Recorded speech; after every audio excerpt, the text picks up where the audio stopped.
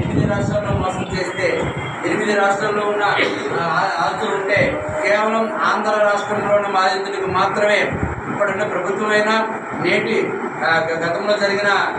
YCP ప్రభుత్వమైనా మేము ఇస్తాము, లేదా మాకు ఓటేయండి, లేదా మేము వచ్చిన తర్వాత చేస్తాము, ఇన్నాళ్ళుగా చేస్తామని హామీ ఇచ్చారంటే అది కేవలం మన అసోసియేషన్ చేసిన ఉద్యమం ఫలితమైన విషయాన్ని ఎంత పిండి ఉంటే అంత రొట్టె అనేది మనందరికీ తెలిసిందే. అంటే మనం చేసిన ఉద్యమం, ఆ ఉద్యమ తాలూకా ఫలితము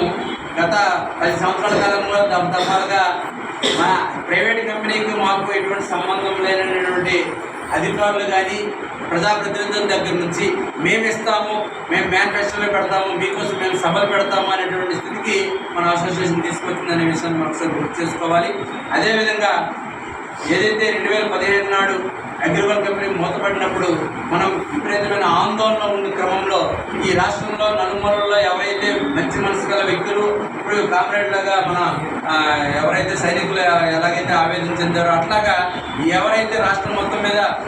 బయటకు వచ్చారో వాళ్ళందరితో కలుపుకొని ఈరోజు అసోసియేషన్ అనేది బలంగా ఏర్పడి గత టీడీపీ ప్రభుత్వం మీద చేసిన ఉద్యమం ఫలితంగా చనిపోయిన బాధితులకు ఎక్స్గ్రేషియా కానీ, లేదంటే బాండ్ వెరిఫికేషన్ పోలీస్ స్టేషన్లో చేయించడంలో కానీ, లేదా కాస్పరస్ ఫండ్ విడుదల చేస్తాము, ప్రతి నెల 300 కోట్లు ఇస్తామని గతంలో టీడీపీ ప్రభుత్వం చెప్పిన మేరకు మరి ఇంప్లిమెంటేషన్ చేసే విషయంలో 2019లో ఆ ప్రభుత్వం కొంత మన మీద నిరాశక్తి చూపించడం కారణంగా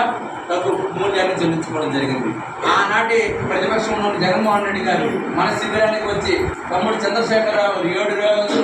దాంతోపాటు మన ఎవరు కూడా ఉన్నారు, 7 రోజులు నిరాహార దీక్ష చేసిన క్రమంలో నాటి ప్రభుత్వం టీడీపీ ప్రభుత్వం స్పందించి మమ్మల్ని అసెంబ్లీకి పిలిచి మాట్లాడిన సందర్భంలో జగన్మోహన్ రెడ్డి గారే మన శిబిరానికి వచ్చి మనం రేపు వచ్చింది మన ప్రభుత్వమే 5 లక్షలు కాదు, చనిపోయిన వాళ్ళకి 10 లక్షల భూములు ఇస్తాము, 3 నెలల్లో 20,000 బాధితులందరికీ పూర్తి చేస్తాం, 6 నెలల్లో బాధితులందరికీ పూర్తి న్యాయం చేస్తాము, ఆ ఎవరైతే అగ్రికల్చర్ యాజమాన్య దొంగలు ఉన్నారో వాళ్ళ చిట్టీలు ఇప్పి వాళ్ళ బాధ్యత వాళ్ళని కొట్టే పని మేము చూసుకుంటాం, కోర్టు కేసెస్ అనేది మేము చూసుకుంటామని మోసపూరిత హామీలు ఆ రోజు గుర్తించడం జరిగింది. కోసం ఈరోజు ఆయన